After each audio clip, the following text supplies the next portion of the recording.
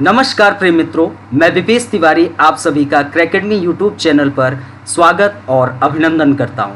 आशा करता हूं कि आप सभी लोग अच्छे, स्वस्थ एवं तंदुरुस्त होंगे और बहुत अच्छे तरीके से अपने आगामी परीक्षा की तैयारी कर रहे होंगे। दोस्तों, एक इन्फॉर्मेशन, फिर उसके बाद हम अपने टॉपिक पर एंट्री करते हैं। इन्फॉर्मेशन यह है कि समाजशास्त्र वैकल्पिक विषय का नया बैच प्रारंभ हो चुका है। जितना जल्दी हो सके आप एडमिशन ले सकते हैं, जिसकी फ़ीस 16,999 रुपये है। यदि आप 25 जून के अंदर एडमिशन लेते हैं तो आपको बेस्ट ऑफर के साथ 3,000 रुपये ऑफ मिलेगा।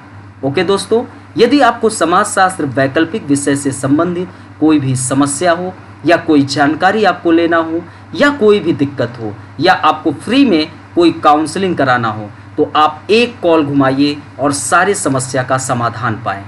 जो नंबर है आपका 8004020005। तो प्लीज़ आप लोग जितना जल्दी हो सके एडमिशन ले सकते हैं।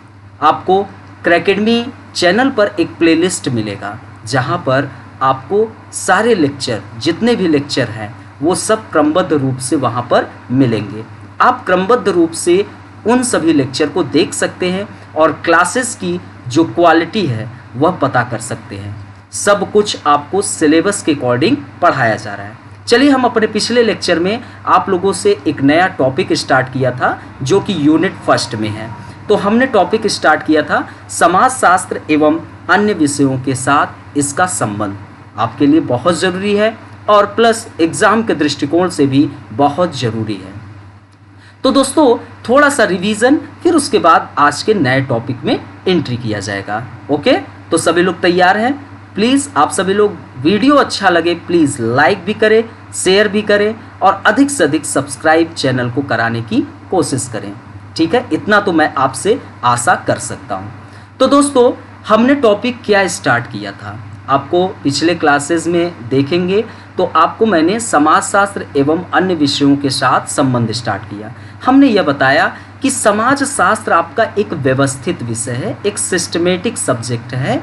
समाजशास्त्र एक अपने आप में व्यवस्थित विषय है जो कि किसका अध्ययन करता है? ये पूरे संपूर्ण मानव समाज का अध्ययन करता है। समाजशास्त्र मानव समाज का अध्ययन करता है। मानव समाज में उपस्थित जो भी सदस्यों के बीच एक अंतः संबंध है उसका भी समाजशास्त्र के अंतर्गत अध्ययन होता है।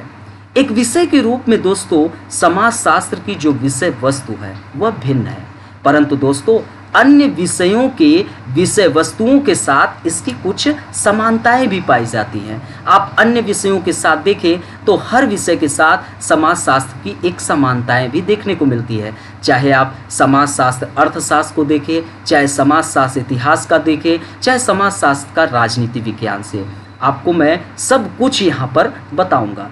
चूँकि समाजशास्त्र क्या है? समाजशास्त्र समाज के सदस्यों के बीच उपस्थित अंतःसंबंधों का अध्ययन है। तो समाज में उपस्थित कोई भी व्यवस्था जो इन संबंधों का आधार है, समाजशास्त्र की विषय वस्तु का स्वतः वह हिस्सा बन जाता है। तो अतः इसी कारण जो आपकी आर्थिक क्रियाएं हैं वो भी समाजशास्त्र का हिस्सा है, इतिहास वो भी समाजशास्त्र का हिस्सा है, पॉलिटिकल साइंस वह भी समाजशास्त्र का हिस्सा है, अर्थशास्त्र वह भी समाजशास्त्र का हिस्सा है, आपका मानव शास्त्र वह भी समाजशास्त्र का हिस्सा है, मनोविज्ञान वह भी समाजशास्त्र का हिस्सा है। फिर हमने दोस्तों समाजशास्त्र और अर्थशास्त्र में संबंध को स्टार्ट किया। डिटेल में आपको बताया कि अर्थशास्त्र क्या है। अर्थशास्त्र भी अपने आप में एक व्यवस्थित विषय है।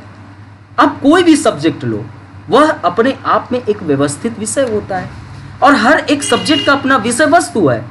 तो ऐसे ही अर्थशास्त्र का विषय वस्तु वस्तुओं एवं सेवाओं के उत्पादन, वितरण एवं उपभोग की प्रक्रिया का अध्ययन किया जाता है। यह अर्थशास्त्र के अंतर्गत है। तो अतः जो आर्थिक क्रियाएं होती है वह भी समाज के सदस्यों के बीच अंतः संबंध का एक आधार होता है। अतः समाजशास्त्र का अर्थशास्त्र से एक संबंध है। इसी कारण आप देखिए कि समाजशास्त्र में कार्य एवं आर्थिकी जीवन एक अलग यूनिट आपको दिया गया है पढ़ने के लिए, क्योंकि आर्थिक क्रियाएं जो हैं वह मानव समाज का एक क्रिया है। मानव समाज में आर्थिक क्रियाएं बंद हो जाए तो इस समाज का अस्तित्व विहीन हो सकता है, खत्म हो जाएगा। तो इसी कारण यह समाजशास्त्र के विषय वस्तु का हिस्सा बन जाता है। और विभिन्न विद्वान, आप पिछले लेक्चर को देखिए, विभिन्न विद्वानों ने इन आर्थिक प्रक्रियाओं को प्रयोग भी किया अपने अध्ययन के दृष्टिकोण से। जैसे कार्ल मार्क्स, वह एक आर्थिक निर्धारणवाद थे, वह हर एक घटना के पीछे आर्थिक क्रिया को उत्तरदायी ठहराते थे। आपको मैंने डिटेल में पढ़ा है, वहाँ पर जाकर देख लीजिएगा। फिर मैक्स वेबर भी आए, उन्होंने भी बड़े अच्छे अपने दृष्टिकोण दिए। अब जैसे मैक्स वेबर का कहना है, उनका यह कहना है कि सामाजिक व्यवस्थाएं भी आर्थिक प्रक्रियाओं को प्रभावित करती हैं। सामाजिक व्यवस्थाएं क्या है? धर्म, पुलिस, कार्यपालिका, ये सब सामाजिक व्यवस्थाएं हैं और यह क्या है? आर्थिक प्रक्रियाओं को प्रभावित करते हैं। जैसे प्रोटेस्टेंट ईसाई धर्म ने पूंजीवाद को वृद्धि करने में एक महत्वपूर्ण भूमिका निभाई, हमने डिटेल में आपको बताया हूं, आप देख सकते हैं। दुर्खिम, एडम स्मिथ की लेखनियों से इन्होंने आपके किस प्रक्रिया? श्रम विभाजन को अपनाया और उन्होंने श्रम विभाजन की अवधारणा को सामाजिक जीवन के हर क्षेत्र में जोड़ने का प्रयास किया। तो दोस्तों, जो आर्थिक प्रक्रिया है उसका समाजशास्त्र से संबंध है, लेकिन फिर भी समाजशास्त्र और अर्थशास्त्र में एक अंतर है, क्योंकि अर्थशास्त्र आर्थिक प्रक्रियाओं का अध्ययन करता है, समाजशास्त्र जो है वह इससे व्यापक दृष्टिकोण है, इसका दायरा बहुत ज़्यादा बड़ा है, इसका दायरा बहुत व्यापक है। तो हमने अपने पिछले लेक्चर में इसकी चर्चा कर ली। अब आते हैं आज के लेक्चर में, इस पर हम आपको एक प्रमुख दृष्टिकोण रखते हैं, इस पर एक प्रमुख चर्चा करते हैं ताकि आप समझ सके। तो आज का लेक्चर का विषय वस्तु है समाजशास्त्र और इतिहास में क्या संबंध है। आज हम जानते हैं कि समाजशास्त्र और इतिहास में क्या संबंध है। आप लोग स्वयं सोचो, आपके इतिहास, आप अपने जीवन में एक 25, 28, 29 वर्ष के आप हो गए हैं, तो कहीं ना कहीं आपका जो इतिहास है वह भी आपके आगे बढ़ने में उत्तरदायी है। क्या उत्तरदायी नहीं है? आप अपने इतिहास से सीखते हो, आप अपने आसपास पड़ोस के इतिहास से सीखते हो, उनसे बहुत कुछ अनुभव प्राप्त करते हैं। आप देखिए कि जब हम लोग छोटे थे, इसीलिए कहा जाता है कि घरों में बड़े बुजुर्ग का होना बहुत अत्यंत आवश्यक है, क्योंकि उनके अनुभव हमें उनसे प्राप्त होता है और हम लाइफ में कभी भी कठिन परिस्थिति में होते हैं तो उन्हीं के अनुभव के दम पर हम उन परिस्थितियों से निकलकर आगे बढ़ते हैं। तो इतिहास का बहुत बड़ा योगदान होता है दोस्तों। तो इतिहास और समाजशास्त्र, जैसे हमने बताया कि एक बच्चे के लिए एक बुजुर्ग का अनुभव प्राप्त करना बहुत अत्यंत आवश्यक होता है। जैसे आप देखो कि आप कभी कभी पुराने तस्वीरों को देखते होंगे तो उसमें देखते होंगे कि जो दादा बाबा होते हैं वो जो नाती और नतनी होती हैं उनको क्या काम करते हैं? साइकिल से बैठा कर बाजार ले जाते हुए आप देखे होंगे तस्वीरें, और आपके साथ भी हुआ होगा। कितना लगाव हो जाता है उनका, और वो बच्चा जो है अपने दादा से, अपने पिता से जितना नहीं सीखता है उतना अपने दादा से सीखता है, बहुत कुछ सीखता है। तो समाज शास्त्र मानव समाज का अध्ययन करता है। समाज शास्त्र मानव समाज में उपस्थित सदस्यों के बीच के अंतर संबंधों का अध्ययन करता है। तो आप सोचो उसका इतिहास से क्या संबंध होगा? बिल्कुल होगा। हम एक समय आदिम समाज, आप सोचो एक समय हम आदिम समाज में जीवन यापन करते थे। आप देखिए डार्विन का उद्विकास सिद्धांत, डार्विन ने जो उद्विकास का सिद्धांत दिया उसमें उन्होंने क्या बताया? उन्होंने यही बताया ना कि एक मानव जो है उसका जो विकास हुआ है वह एक बंदर से लेकर कई चरणों से गुजरने के बाद वह एक मानव के रूप में आया है। तो एक मानव के पीछे उसका इतिहास क्या है? बंदर रहा है। ऐसे हर्बर्ट स्पेंसर जो थे उन्होंने डार्विन के उद्विकास सिद्धांत को समाज में लागू किया और उन्होंने बताया कि समाज का जो विकास हुआ है वह सरल से जटिलता की ओर हुआ है। हमारा समाज जो था एक समय आदिम समाज था। हम क्या करते थे? हम एक खानाबदोश जिंदगी जीते थे। हम जिन झोपड़पट्टियों में रहते थे, हम जाते थे जंगल से शिकार करते थे और सभी आपस में मिल बांट कर खाते थे।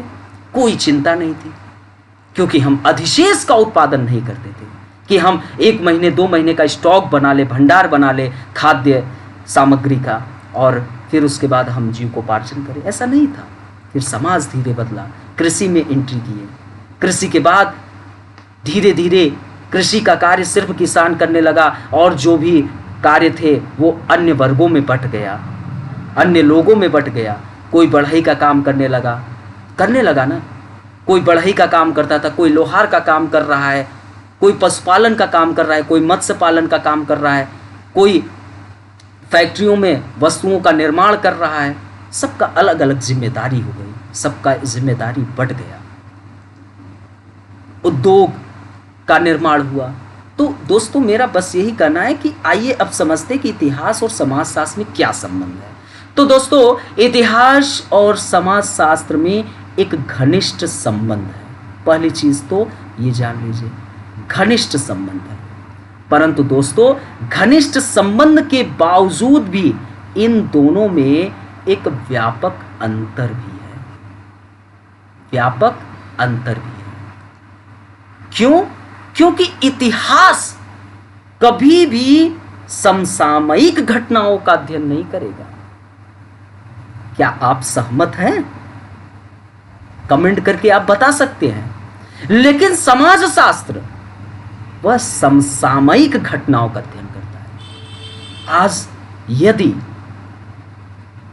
कृषि कानून, जब 3 कानून आए तो यूपीएससी ने प्रश्न पूछा, समाजशास्त्र में प्रश्न पूछा।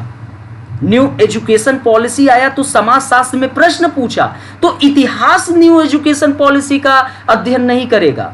इतिहास तो जो बीत चुका है वह उन्हीं घटनाओं का अध्ययन करेगा। लेकिन दोस्तों समाजशास्त्र समसामयिक घटनाओं का अध्ययन करता है, इस कारण दोनों में व्यापक अंतर है। लेकिन घनिष्ठ संबंध क्यों है इतिहास और समाजशास्त्र में? क्योंकि दोस्तों घनिष्ठ संबंध इसलिए है क्योंकि समाजशास्त्र के उद्भव के पीछे जो कहानी थी वह उसका इतिहास उत्तरदायी था।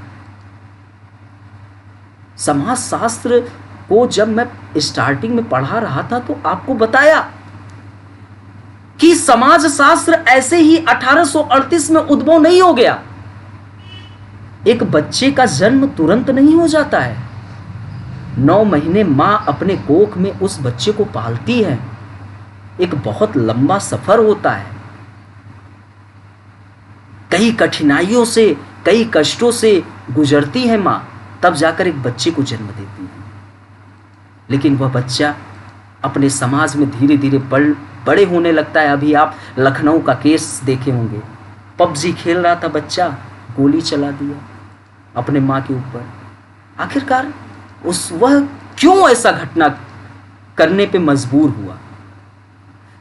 तो उसका इतिहास देखें तो 9 महीने मां ने कोख में पाला, फिर जन्म दिया, फिर एक धीरे धीरे उसे बड़ा कर रहा है और फिर वह, तो मतलब मेरा कहने का मतलब है कि ऐसे ही समाजशास्त्र के उद्भव के पीछे 3 महत्वपूर्ण ऐतिहासिक घटना थी। पुनर्जागरण, जिसको हम कहते फिर से उदय, फ्रांसीसी क्रांति, स्वतंत्रता, समानता और बंधुत्व जैसे शब्दों से परिचय, और औद्योगिक क्रांति जिससे समाज में 2 वर्ग बटे, एक पूंजीपति और एक श्रमिक वर्ग। इन दोनों में डिफरेंस ज़्यादा बढ़ने लगा, पूंजीपति ज़्यादा अमीर होने लगा, श्रमिक वर्ग ज़्यादा गरीब। इन्हीं के अंतर को पता करने के लिए समाजशास्त्र का उद्भव हुआ। क्यों ऐसा हो रहा है? तो इतिहास और समाजशास्त्र में घनिष्ठ संबंध हुआ ना, लेकिन दोनों में व्यापक अंतर भी है, क्योंकि इतिहास सिर्फ और सिर्फ बीते घटनाओं का अध्ययन करेगा, लेकिन समाजशास्त्र समसामयिक घटनाओं का अध्ययन करेगा। समझ में आ रहा है? कोई दिक्कत, कोई समस्या तो आप कमेंट कर सकते हैं। तो इतिहास को समाजशास्त्र के उद्भव का आधार कहा जा सकता है। ऐसा कहा जाता है, ऐसा हम कह भी सकते हैं कि पुनर्जागरण, फ्रांसीसी क्रांति और औद्योगिक क्रांति जैसी प्रक्रियाओं ने यूरोपीय समाज में जिस प्रकार व्यापक परिवर्तन को जन्म दिया, वही समाजशास्त्र का उद्भव का आधार है। इन महत्वपूर्ण 3 ऐतिहासिक घटनाओं ने समाजशास्त्र को जन्म देने में एक प्रमुख भूमिका निभाई। अतः हम अन्य शब्दों में यह कह सकते हैं कि समाजशास्त्र यूरोपीय समाज के इतिहास से उत्पन्न हुआ। तो दोनों में घनिष्ठ संबंध हुआ कि नहीं दोस्तों? हुआ ना? कमेंट करके थोड़ा तो बताओ, आनंद आ रहा है? कहीं पर दिक्कत हो तो यह भी बताएं। तो अतः हम कह सकते हैं कि समाजशास्त्र का उद्भव इतिहास से संबंधित रहा है। लेकिन दोस्तों यह दोनों पूर्णतः भिन्न विषय हैं। समाजशास्त्र और इतिहास दोनों पूर्णतः भिन्न विषय हैं। समाजशास्त्र और इतिहास दोनों पूर्णतः क्या है? भिन्न विषय है। ठीक है। इतिहास किसका अध्ययन करेगा? तो इतिहास अतीत का अध्ययन करेगा, बीती हुई घटनाओं का स्टडी करेगा। जैसे आप देखिए, हम इतिहास के अंतर्गत प्राचीन भारत के समाज का अध्ययन करते हैं, इतिहास के अंतर्गत मध्यकालीन समाज का अध्ययन करते हैं, इतिहास के अंतर्गत आधुनिक भारत का भी अध्ययन करते हैं। लेकिन एक चीज याद रखना, समाजशास्त्र समसामयिक घटनाओं का अध्ययन करता है। समसामयिक, जो समाज में घटनाएं घट रही हैं उनका अध्ययन करता है। तो समाजशास्त्र किसका अध्ययन कर रहा है? वर्तमान का अध्ययन कर रहा है। वर्तमान, आपके समाज में जो भी घटनाएं घट रही हैं, वह चाहे समलैंगिक का मुद्दा हो। अब देखिए कितनी बड़ी लड़ाई लड़ी गई, तब जाकर समलैंगिक वालों को उनका अपना अधिकार मिला। समाजशास्त्र के अंतर्गत वर्तमान में जो भी बलात्कार के केसेस हो रहे हैं, वो उसके पीछे कारण क्या है, उसके पीछे उत्तरदायी कौन कौन है, समाजशास्त्र इसका अध्ययन करेगा। इतिहास सिर्फ अतीत का अध्ययन करेगा। तो दोस्तों इतिहास के अंतर्गत स्थिर वास्तविकताओं का अध्ययन होगा। स्थिर किसका? स्थिर वास्तविकताओं का अध्ययन होगा। वह वास्तविकता जो स्थिर है, गतिमान नहीं है। ध्यान रखना, बड़ी इंटरेस्टिंग लाइन है। स्थिर वास्तविकताओं का अध्ययन करेगा। कौन करेगा? इतिहास। वह वास्तविकता जो ठहर गई है, स्थिर हो गई है, गतिमान नहीं। लेकिन समाजशास्त्र गतिशील वास्तविकताओं का अध्ययन करेगा। गतिशील, वाह, वेरी इंटरेस्टिंग शब्द, गतिशील वास्तविकताओं का। जैसे कोविड-19 आया। अब कोविड-19 ने क्या भारतीय समाज पर प्रभाव छोड़ा? आप केसेस सुने होंगे कि कोविड-19 में प्रेगनेंसी बहुत तेजी से बढ़ी, घर पे अकेले लोग पड़े, और फिर उसके बाद आगे हमको बोलने की आवश्यकता नहीं है क्या क्या होगा, है ना। तो प्रेगनेंसी बढ़ी, तो एक प्रकार से जो समाजशास्त्री हैं वो बताएं कि महिलाओं पर यह अत्याचार बढ़ा है। अच्छा, दूसरी चीज़, घरेलू हिंसा में वृद्धि हुई, क्योंकि पति अकेले घर पड़ा, तो फिर उसके बाद क्या किया? कुटाई किया। कुछ लोग दारूबाज लोग हैं, उनको डेली दारू की आवश्यकता है, तो मिल नहीं रहा था, लॉकडाउन में बंद था, तो अपनी गुस्सा जो है अपने वाइफ पर उतारे। तो मेरा कहने का मतलब है कि ये कोविड-19 ने क्या समाज पर प्रभाव छोड़ा, ये चीज़। अब जैसे अभी आपको मैंने बताया कि अभी 10 दिन पहले की घटना है लखनऊ की। लखनऊ में एक पबजी खेलने वाला बच्चा, जो कि पबजी में बहुत ज़्यादा समय बिताता था, और उसकी माँ ने उसके भविष्य की चिंता करते हुए वह बार बार टोकती थी। बच्चे को अच्छा नहीं लगा और उसने अपनी माँ को अपने पिता के पिस्तौल से मौत के घाट उतार दिया। और क्रूरता का स्तर इतना ज़्यादा बढ़ा कि वह 2 दिन तक अपने माँ के लाश के पास बैठा रहा। एक उसकी छोटी बहन थी, अर्थात कि माँ की छोटी बच्ची, वह बोली ये क्या किया? तो उसने बोला कि ज़्यादा करोगे तुमको भी मार दूंगी। मार दूंगा। और कुछ अन्य दोस्तों के साथ वहाँ पार्टी भी किया। क्रूरता का स्तर बड़ा था, लेकिन बच्चा जो यह कृत्य किया वह बच्चा अनजान था। दोस्तों, क्यों ऐसा उत्पन्न हुआ? अगर आप इसके कारणों की तलाश करेंगे तो इसके कारण में बहुत कुछ कारण उत्तरदायी हैं। कारण में प्रथम चीज यह उत्तरदायी है कि आज का जो मानव समाज है, इसको हम अलगाववाद की भाषा भी बोल सकते हैं।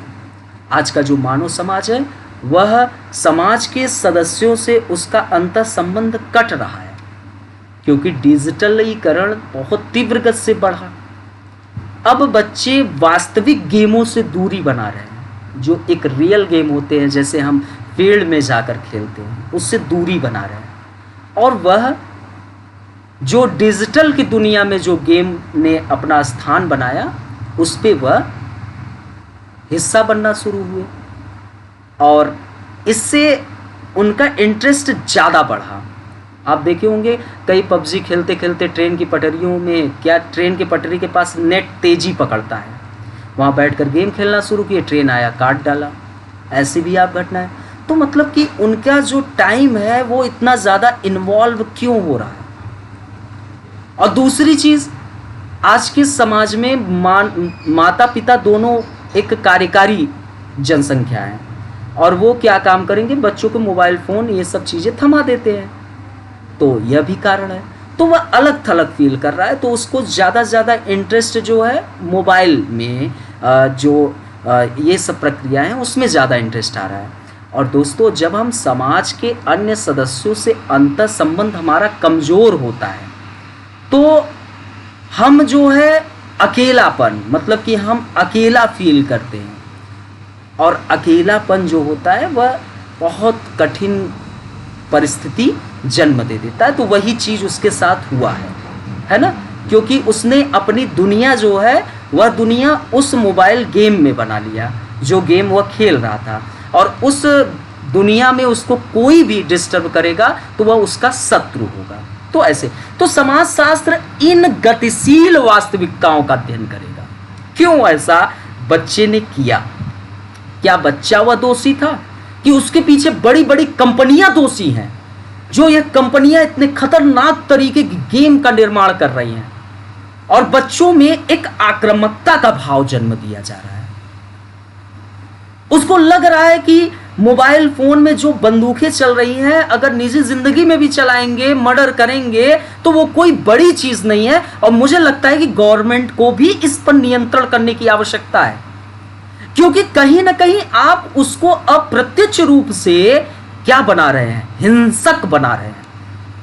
ये मोबाइल कंपनियों ने, जो गेम कंपनी है, इन्होंने, आप देखे होंगे, एक मुझे याद नहीं आ रहा वो गेम का नाम क्या था, वो वेब सीरीज है। वो वेब सीरीज आपका जापानी या चाइनीज था, और उसमें टास्क दिया जाता था। बहुत खतरनाक गेम था, वेब सीरीज है। तो दोस्तों आप देखिए, एक web series blue whale game चला था ना, कुछ ऐसे ही नाम था, मुझे याद नहीं आ रहा है, बड़ा उस पर चर्चाएं स्टार्ट हो गई थी। उसमें टास्क दिया जाता था लास्ट में खुद मरने के लिए। बताइए, देखिए कहां से आपको हिंसक बनाया जा रहा है, इस पर विचार करिए, तो समाजशास्त्र के विषय वस्तु का हिस्सा बनेगा। लेकिन इतिहास स्थिर वास्तविकताओं का अध्ययन होगा, मेरा ये कहने का मतलब है। ठीक है, चलिए तो आगे। तो साथ ही समाजशास्त्र में प्रयोग किए जाने वाले पद्धति, जैसे समाजशास्त्र में जो पद्धति है, जो प्रयोग में आती है पद्धति, ठीक है। अब देखिए, समाजशास्त्र में जो प्रयोग की जाने वाली पद्धति, अभी हम दोनों में भिन्नता देख लिया कि समाज इतिहास अतीत का अध्ययन करेगा, समाजशास्त्र वर्तमान का। इतिहास स्थिर वास्तविकताओं का अध्ययन करेगा, समाजशास्त्र गतिशील वास्तविकताओं का स्टडी करेगा। अब यहाँ पर जानना है कि समाजशास्त्र में जो प्रयोग की जाने वाली पद्धति है, पद्धति, इसमें क्या क्या पद्धति प्रयोग होता है आगे पढ़ाएंगे। अवलोकन, समाजशास्त्र में प्रयोग की जाने वाली पद्धति में अवलोकन, प्रश्नावली, आगे पढ़ाएंगे सेकंड यूनिट में, तो इसमें एक फुल प्रश्नावली में 2 प्रकार के प्रश्नावली होते हैं। जैसे आप देखते होंगे, एक मौखिक होता है जिसमें विकल्प आपको दिए होते हैं और उत्तर की तलाश करनी होती है, एक रिटन होता है। तो सब चीज़ें चर्चा होंगी। साक्षात्कार, साक्षात्कार, ठीक है। तो ये समाज शास्त्र में प्रयोग की जाने वाली पद्धति है, अवलोकन, प्रश्नावली, साक्षात्कार, ETC। तो ये समाज शास्त्र में प्रयोग की जाने वाली पद्धति है। लेकिन दोस्तों इतिहास में ये पद्धति का प्रयोग नहीं होता है, प्रयोग नहीं होता है, ठीक है। इतिहास के संदर्भ में हम यह कह सकते हैं कि इतिहास इडियोग्राफिक है, इडियोग्राफिक है, अर्थात कि इतिहास एक विवेचनात्मक विषय है। इडियोग्राफिक ये क है, ठीक है। इतिहास क्या है? इडियोग्राफिक है, अर्थात कि हम कह सकते हैं कि यह एक विवेचनात्मक विषय है। कैसा विषय है? विवेचनात्मक, राइट। लेकिन समाज शास्त्र जो है दोस्तों वह क्या है? तो समाज शास्त्र नोमोथेटिक है, नोमोथेटिक है। क्या है? नोमोथेटिक, अर्थात कि समाज शास्त्र एक विज्ञान है। समाज शास्त्र क्या है? एक विज्ञान है। तो हमने क्या बताया आपको? आप फिर से एक बार रिवीजन कर लो। इतिहास एवं समाज शास्त्र दोनों में एक घनिष्ठ संबंधता है, परंतु इसके बावजूद भी इन दोनों में व्यापक अंतर है। इतिहास और समाज शास्त्र में घनिष्ठ संबंधता का मुख्य कारण समाज शास्त्र के उद्भव के पीछे उसके इतिहास का योगदान है। जैसे पुनर्जागरण, फिर से उदय, इसका अर्थ हुआ समाज शास्त्र के उद्भव में यह बड़ी भूमिका निभाया। क्यों? क्योंकि यूरोप का समाज जो परंपरागत समाज था वह एक धार्मिक समाज था। धर्म का बहुत ज़्यादा नियंत्रण था। सामाजिक जीवन के हर एक क्षेत्र में धर्म की प्रधानता थी। इसको चुनौती दे पाना कठिन कार्य था। राजा अर्थात कि राजतंत्रात्मक था और राजा को धर्म का समर्थन प्राप्त था। वह ईश्वर का प्रतिनिधि था। उसके द्वारा बोले गए शब्द अर्थात कि ईश्वर के आदेश का पालन करना, उल्लंघन कर रहे हो तो ईश्वर के आदेश का उल्लंघन कर रहे हो। लेकिन पुनर्जागरण घटा जिससे समाज तार्किक हुआ, वैज्ञानिक हुआ। धर्म के आधार पर जो मान्यताएं थी उसको चुनौती मिली। फ्रांसीसी क्रांति 3 शब्द स्वतंत्रता, समानता और बंधुत्व, और औद्योगिक क्रांति समाज में 2 वर्ग को जन्म दिया, पूंजीपति, श्रमिक वर्ग। और इन दोनों में एक व्यापक अंतर बढ़ा। पूंजीपति बहुत ज़्यादा अमीर हुआ और आपका जो श्रमिक वर्ग था वो कमज़ोर पे कमज़ोर होता गया। सिर्फ उसको अपने श्रम पर नियंत्रण था, बाकी सब कंट्रोल पूंजीपति रखे थे। क्या उत्पादन करना है, कितना उत्पादन करना है, सब कुछ डिसाइड पूंजीपति करता था। तो इन अंतरों को जानने के लिए समाजशास्त्र का उद्भव हुआ। तो एक घनिष्ठ संबंध है, क्योंकि समाजशास्त्र के उद्भव यूरोपीय समाज के इतिहास के कारण हुआ। लेकिन दोस्तों इन दोनों में व्यापक अंतर है। इतिहास अतीत का अध्ययन करता है, समाजशास्त्र वर्तमान का। अर्थात कि इतिहास अतीत का मतलब कि हम प्राचीन भारत समाज के विषय में अध्ययन करेंगे, मध्यकालीन भारत समाज के विषय में अध्ययन करेंगे, आधुनिक। लेकिन समाजशास्त्र वर्तमान, नई शिक्षा नीति आई तो क्या इसका लाभ है, हानि है? इस समाज इतिहास स्थिर वास्तविकताओं का अध्ययन करेगा, समाजशास्त्र गतिशील वास्तविकताओं का। इतिहास इडियोग्राफिक है, अर्थात कि एक विवेचनात्मक विषय है, जबकि समाज शास्त्र जो है नोमोथेटिक है, एक समाजशास्त्र विज्ञान है, अर्थात कि यह विज्ञान है। और दोस्तों समाजशास्त्र में प्रयोग की जाने वाली पद्धति अवलोकन, प्रश्नावली, साक्षात्कार इत्यादि का प्रयोग होता है, जबकि इतिहास में प्रयोग नहीं होता है। सभी को समझ में आया? कोई दिक्कत, कोई समस्या? चलिए आगे। लेकिन दोस्तों व्यापक अंतर के बावजूद भी समाजशास्त्र और इतिहास में काफ़ी समानताएं हैं। समानताएं हैं। किसके? समाज शास्त्र और इतिहास में क्या है? व्यापक समानताएं भी मौजूद है। अब देखना, दोनों विषय जो हैं वह किसका अध्ययन करते हैं? मानव समाज का संपूर्ण अध्ययन करते हैं। दोनों विषय किसका अध्ययन कर रहे हैं? मानव समाज का। यह क्या कर रहे हैं? संपूर्ण स्टडी करते हैं, संपूर्ण अध्ययन करते हैं। अगर हम इतिहास के अंतर्गत देखें तो हम आदिम समाज का अध्ययन करेंगे और उसका एक व्यापक व्यवस्थित तरीके से हम स्टडी करेंगे कि आदिम समाज कैसा था, उसकी आर्थिक प्रक्रियाएं क्या थी, उसके जीविकोपार्जन की प्रक्रियाएं क्या थी, उनके यौन संबंध की प्रक्रियाएं कैसे थी, तमाम प्रकार के पहलुओं का। लेकिन हम समाजशास्त्र के अंतर्गत भी मानव समाज का अध्ययन करेंगे, संपूर्ण अध्ययन करेंगे। संयुक्त परिवार था तो कैसा था, वह टूटा क्यों, एकल परिवार में क्या चुनौती हैं, विवाह सिस्टम कैसे टूटा, विवाह सिस्टम में तलाक की वृद्धि क्यों हो रही है, क्यों इतनी तेजी से बढ़ रही है, आज का युवा शादी से क्यों भाग रहा है, आज का युवा जो है किन जगहों पर उसको प्रक्रियाओं पर इन्वॉल्व है, तमाम प्रकार का। तो यह दोनों विषय मानव समाज का संपूर्ण अध्ययन करेंगे। भारत विद्या आपको मैं आगे पढ़ाऊंगा। भारत विद्या क्या है पता है? हम भारत विद्या का मतलब कि जो हमारे यहाँ मौजूद ग्रंथ होते हैं, हम उन ग्रंथों को आधार बनाकर अध्ययन करना, स्टडी करना, जैसे गीता, पुराण, कुरान इत्यादि, हम उसको आधार बनाकर भारतीय समाज का अध्ययन करते हैं। तो भारत विद्या जो कि एक उपकरण के रूप में, कैसे? उपकरण के रूप में भारतीय समाज की स्टडी के लिए, भारतीय समाज के अध्ययन के लिए किस में प्रचलित था? इतिहास में प्रचलित था। किस में प्रचलित था? इतिहास में प्रचलित था।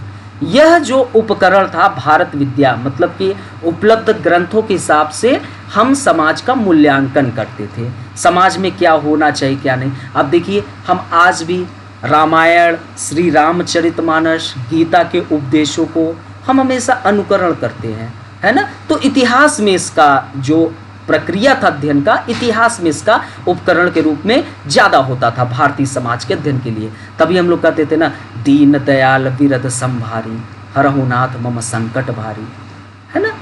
तो ये सब चीज़ें हम लोग प्रयोग करते थे। गीता के उपदेश की कर्म प्रधान है ना। तो ये सब चीज़ें हमेशा प्रयोग करते थे। लेकिन इस उपकरण का प्रयोग जब आपको मैं सेकंड पेपर पढ़ाऊंगा समाजशास्त्र का, तो जीएस घुरी एक समाजशास्त्री हैं जिनको भारतीय समाजशास्त्र का पितामह भी कहा जाता है।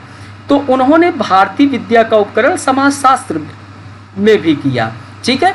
तो इसका उपयोग भारतीय समाज के अध्ययन के लिए समाजशास्त्र में भी होने लगा। तो इस उपकरण का प्रयोग समाजशास्त्र में भी प्रयोग किया जाने लगा। तो दोनों में इक्वलिटी है कि नहीं? है कि नहीं? समाजशास्त्र में भी प्रयोग हुआ, ठीक है। तो इक्वलिटी है कि नहीं? हमारा क्या करना है कि अभी तक हम लोगों ने दोनों में व्यापक अंतर देखा कि इतिहास अतीत का अध्ययन कर रहा है, समाजशास्त्र वर्तमान का। इतिहास स्थिर वास्तविकताओं का अध्ययन कर रहा है, समाजशास्त्र गतिशील वास्तविकताओं का अध्ययन कर रहा है। समाजशास्त्र में प्रयोग की जाने वाली पद्धति, अवलोकन, प्रश्नावली, साक्षात्कार इत्यादि का जो प्रयोग है वह किसमें नहीं हो रहा है? समाजशास्त्र में प्रयोग हो रहा है, इतिहास में प्रयोग नहीं हो रहा है। तो इस पर हमने बताया कि जो इतिहास इडियोग्राफिक है, अर्थात कि एक विवेचनात्मक है, समाजशास्त्र नोमोथेटिक है, अर्थात कि विज्ञान है। तो इन दोनों में व्यापक अंतर है, लेकिन इन दोनों में समानताएं भी है, क्योंकि समाजशास्त्र और इतिहास दोनों मानव समाज का संपूर्ण अध्ययन कर रहा है। भारत विद्या एक उपकरण है जिसका हम इतिहास में प्रयोग करते थे भारतीय समाज के अध्ययन के लिए, लेकिन इसका प्रयोग समाजशास्त्र में भी प्रयोग होने लगा। जैसे भारत विद्या का प्रयोग जीएस घुरी ने किया भारतीय समाज की स्टडी के लिए। और दोस्तों, इतिहास के समझ के आधार पर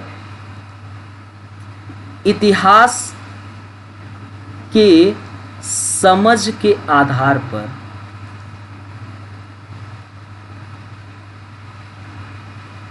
वर्तमान का सापेक्ष ज्ञान प्राप्त कर सकते हैं, प्राप्त किया जा सकता है ना। आप लोगों को पता है, जब हम लोग पहले पढ़ते थे तो हम लोग कहते थे इतिहास बड़ी बेवफा है, आज पढ़ो कल सफा है। बड़ा मतलब कि इसमें डेट, कई घटनाओं को याद करना पड़ता है उनको, है ना। तो दोस्तों इतिहास से अगर व्यक्ति समझा नहीं तो वह व्यक्ति जीवन में कभी भी नहीं समझ सकता, वह जीवन में कभी भी आगे नहीं बढ़ सकता। इतिहास को समझना बहुत ज़रूरी है। इतिहास हमें आगे की कई प्रकार की कठिनाइयों से रोक देता है। तो इतिहास के समझ के आधार पर वर्तमान का सापेक्ष ज्ञान प्राप्त किया जा सकता है। तो दोनों में समानताएं है कि नहीं। समाज शास्त्र को भी रॉ मटेरियल इतिहास से प्राप्त होता है। जैसे भारत एक इतिहास में भी पुरुष प्रधान समाज रहा है और आज भी पुरुष प्रधान समाज रहा है। तो हम इतिहास में देखते थे कि महिलाओं और वर्तमान की तुलना कि क्या अंतर आया, क्या विकास हुआ कि नहीं, और विकास हुआ तो किन किन क्षेत्रों में हुआ और किन किन क्षेत्रों में अभी आवश्यकता है, करते हैं कि नहीं। और दोस्तों मैक्स वेबर का नाम सुने होंगे। वेबर, उन्होंने पूंजीवाद को विस्तार से समझाने के लिए, पूंजीवाद को विस्तार से समझाने के उद्देश्य से यूरोपीय समाज के इतिहास का अध्ययन किया। यूरोपीय समाज के इतिहास का अध्ययन किया। आप देखिए, हमारे अध्ययन किया। अब सोचो, स्वामी दयानंद सरस्वती को आखिरकार क्यों आवश्यकता हुई कि वेदों की ओर लौटो का नारा क्यों आवश्यकता हुई? इसलिए आवश्यकता हुई क्योंकि उस दौरान पाखंडियों, कर्मकांडियों का वर्चस्व बढ़ गया था। लेकिन वेद में इसका जिक्र नहीं है। अर्थात कि उन्होंने अपने प्राचीन ग्रंथों को बोला कि उसको पढ़ो, उससे मजबूत हो गए। जो अंग्रेज आपके सरजमी पर चढ़कर आपके साथ अत्याचार कर रहे हैं, आप एक बार वेद को पढ़ लो ना, आपके अंदर लड़ने की एक क्षमता डेवलप होगी। आप जो आपस में बटे हुए हो ना, आप उन वेदों को पढ़कर आप बहुत कुछ सीख जाओगे। उनको क्यों आवश्यकता हुई? इसीलिए हुई ना। अब वेबर को क्यों आवश्यकता हुई? पूंजीवाद को समझाने के लिए वेबर को यूरोपीय समाज के इतिहास का अध्ययन करने की आवश्यकता क्यों हुई? जब वो अध्ययन किए तो पता चला कि प्रोटेस्टेंट ईसाई धर्म में मान्यताएं मौजूद हैं, जिसके कारण यूरोप के समाज में पूंजीवाद ग्रोथ हुआ। क्योंकि संसाधन की प्रचुरता जो था दोस्तों, वह प्रचुरता वह यूरोप में भी उपलब्ध था और एशिया में भी उपलब्ध था। लेकिन यूरोप के धर्म में यह कहा गया था कि मनुष्य के जीवन में एक न एक व्यवसाय होना चाहिए, प्रोटेस्टेंट ईसाई धर्म में। और वह व्यवसाय व्यसन व्यासन में नहीं खर्च होना चाहिए, वह पुनर्निवेश होना चाहिए। यह सब पढ़ाएंगे आपको दोस्तों आगे। तो उस इतिहास का उन्होंने स्टडी किया। तो मेरा कहने का मतलब, इतिहास के समझ के आधार पर वर्तमान सापेक्ष ज्ञान प्राप्त किया जा सकता है। आपके वेबर ने भी इसका प्रयोग किया। और दोस्तों कार्ल मार्क्स जो थे, कार्ल मार्क्स उन्होंने भी मनुष्य के समाज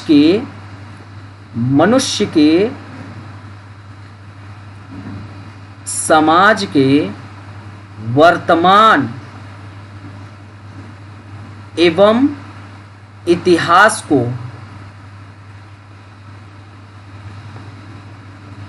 आर्थिक क्रियाओं से जोड़कर देखा। किससे जोड़कर?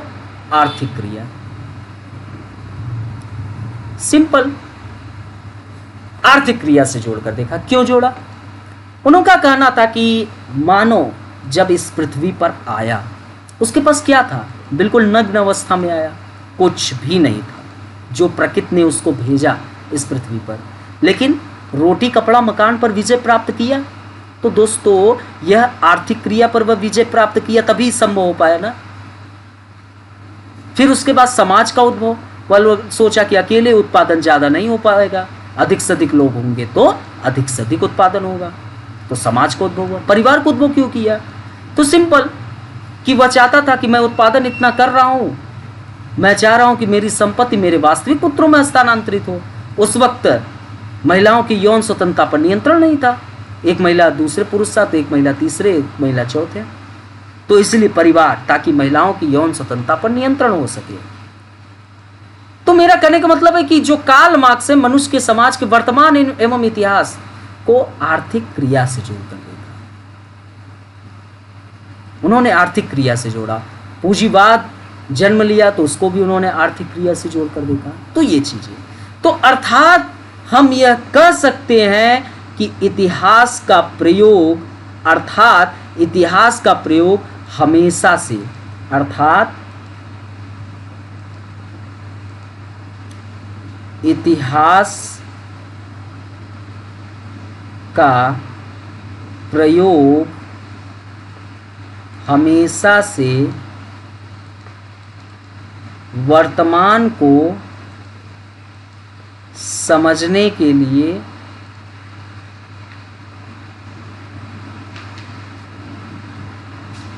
एक आधार के रूप में होता रहा है। आप सोचो दोस्तों, यह लाइन मैंने क्यों बोला? इतिहास का प्रयोग हमेशा से वर्तमान को समझने के लिए एक आधार के रूप में प्रयोग होता रहा।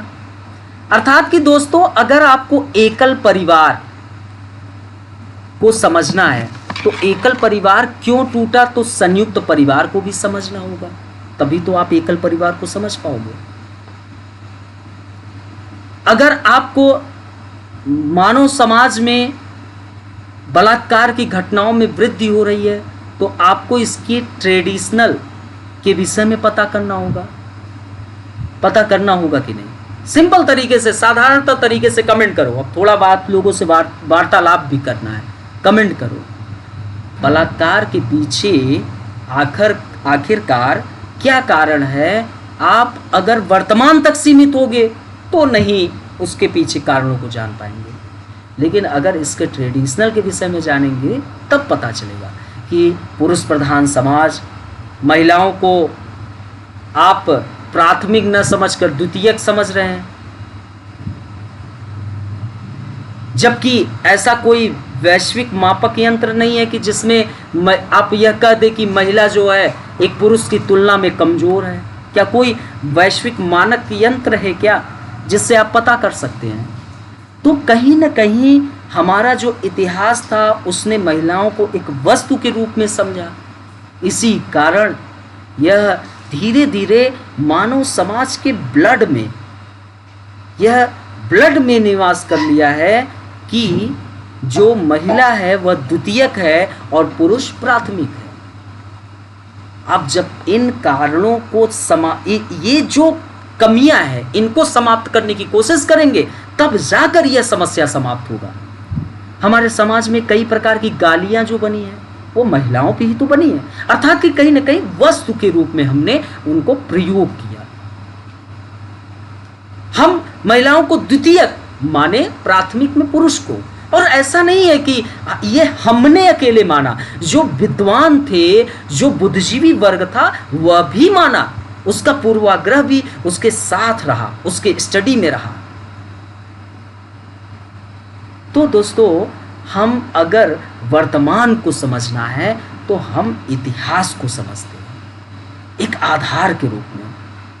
तो दोस्तों, यहीं पर टॉपिक समाप्त होता है। बोलिए, सबको समझ में आया पूरा टॉपिक? समाज शास्त्र और इतिहास में एक घनिष्ठ संबंध आपको समझ में आया कि नहीं। सभी को एक पीपीटी मिल जाएगा, स्लाइड मिल जाएगा अच्छे से, ठीक है।